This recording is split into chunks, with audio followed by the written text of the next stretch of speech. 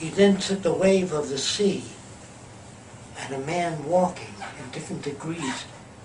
He drew a man walk, wasn't very good. He went, and you'd see a guy walking. Another Chinese carpenter took a dowel.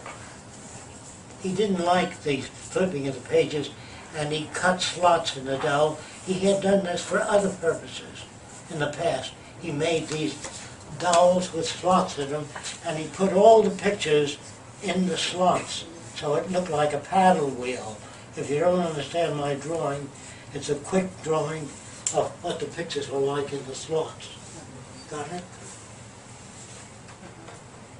It looked like a paddle wheel. And if you turn the crank on top of it, you'd see a bird flying or whatever. But it wasn't very good. That is, it looked like a bird was flying. Sometimes it didn't. But if you put your finger there and interrupted it and let the picture pause for just a few seconds so the eye can pick it up, then it worked. So he then put a piece of bamboo there that interrupted the pictures. And that's in the Chinese museum. And if you turn the crank, you see a man walking, waves moving, or a guy pulling a push carriage, with a person in it, the things of China. And the Frenchman saw that in the Chinese museum and machined it out of brass. Beautiful job. He turned the crank and he put more pictures in, photographs. And that was great. Edison saw that and bought it from the Frenchman. And Edison made a gadget that looked like a pencil sharpener, a big pencil sharpener. And it had a view thing built into the pencil that looked like a big pencil sharpener. Try to draw what it looked like. And it was called a Nickelodeon. You put a nickel in, turned the crank, and those pictures went by the paddle wheel. It looked like this with a viewer up here. You put a nickel in a slot. I don't know if any of you lived to see that. In the old days, they were around all over the place. Did anybody ever see these things? Well, these have images, reproductions. Yes, reproduction of it. All right. So no one sat down and invented a movie camera. It's so developed serially, so slowly, bit by bit, that you think, my God, what a wonderful mind. But we're in touch with universal knowledge that comes to the mind. That's where all this bullshit about telepathy and all that comes. And some scientists call new frontiers of the mind are trying to investigate telepathy. So I was at a psychological meeting once where they said, we're going to check out telepathy, see if it's real. I said, how do you know how to check it out? You'd have to read every gimmick used to manifest that. They said, well, you be in charge of that. I said, no. This is why I went there. I just want to tell them that they're not capable of checking it out. Like man, if he can't understand where all this comes from, he invents God. Somebody had to make it. It's like my kid saying, Daddy, what makes an airplane fly? Is it the propeller? I said, if the engine doesn't turn the propeller, it won't move. Is it the engine? No, if you don't put fuel in that engine, it won't operate. Is it the fuel? No, without oxygen, that fuel won't combust. Or a spark plug. So he says, what makes it fly? He said, many interacting systems. Just like doctors years ago used to go looking for the cause of cancer. Like there's a cause. There's many interacting variables. So medicine does not equip to study cancer. You need doctors, biologists, physicists, and electrical engineers.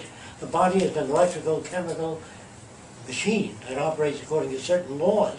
And the answer does not lie within medicine. So you don't even have doctors that know how to think about the subject. I try to talk to different groups.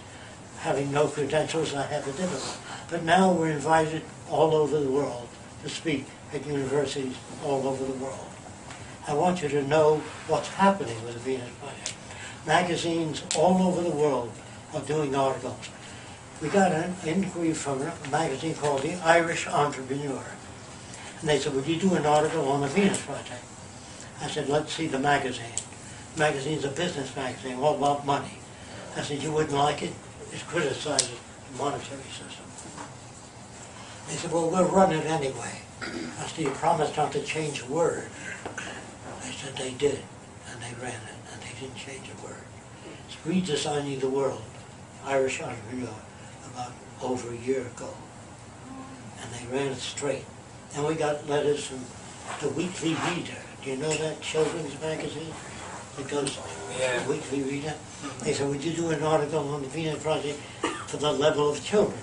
You may get letters from 10 teachers. We got a letter from 1,000 children and teachers. They want to know what the Venus Project is more about. And they had kids making models of the Venus Project.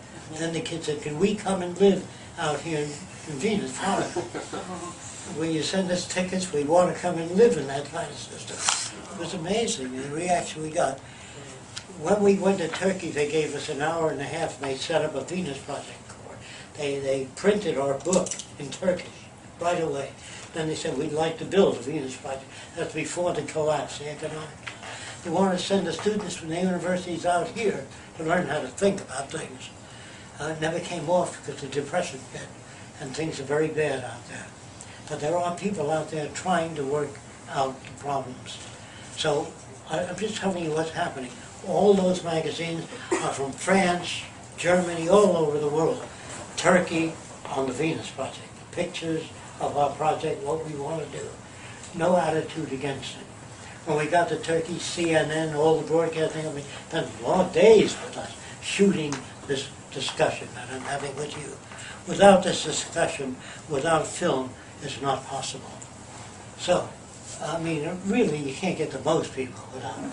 So everybody didn't understand this, that no one invented anything. Anyway, what happened is somebody in the audience at Princeton said, how about Tesla? He had a fine mind and he made about what? wireless Nikola communication. Tesla. Wireless communication without wires. Where did that come from? So I said to him, when I was a kid, don't forget I'm 93, when I was a kid there were stores called electrical stores, and you bought electrical wiring and stuff, those stores. But sometimes they rolled the wire on a cardboard cylinder. That's how they sold the wire. They rolled it on the cylinder, and they got the cylinders from the carpet company. Carpets come on a cardboard cylinder. And they rolled it on a cylinder because they don't want to push the wire in a bag, see. So they rolled it on a cylinder. Sometimes the wire was broken. So people connected two electrodes, two chip clamps to it, and a small battery and a galvanometer to see if the wire was broken. And if you happen to buy fine wire, they wrap it around a smaller unit. And the guy who packaged it shoved the small unit in the big unit. And when you tested the outside, it induced a current on the inside one, even though it wasn't connected. That's where Tesla got it from. He didn't sit down and say, gotta make a wireless. And then they tell you in school, they tell you that somebody invented the wheel. And that was the beginning of the technical age. That's another bullshit thing. I'm dealing with probability now. Probably a tree fell over another tree and a guy pulled it and it rolled. That's probably where it was suggested from. If everybody doesn't understand what I'm saying, if a tree falls over another tree and you pull it, it rolls. But if there's a stone in the way, it'll stop the thing from rolling. So they shaved off the bark in the mid-region. And if you keep shaving off bark, you get two wheels on the end. That's what happened. So, what is creativity? Creativity is taking known elements and putting them together in unique ways. And isn't that what thinking is, though? Yes. And isn't that Yes. absolutely Nothing crucial magic. for our future? Yes. So these physical inventions come from observations, but scientific theory is creativity, it is new inventions, Yes. it is essential Yes. for this Yes. world going That's forward. why our language is so old, it has to be updated and more scientific terminology. That's why semantics, the book, have you ever read much on it? Semantics is very useful to read books like Tyranny of Words, Mind in the Making, or Linguistics, all of that. That's Yeah. yes. which includes all of that. So, putting it another way,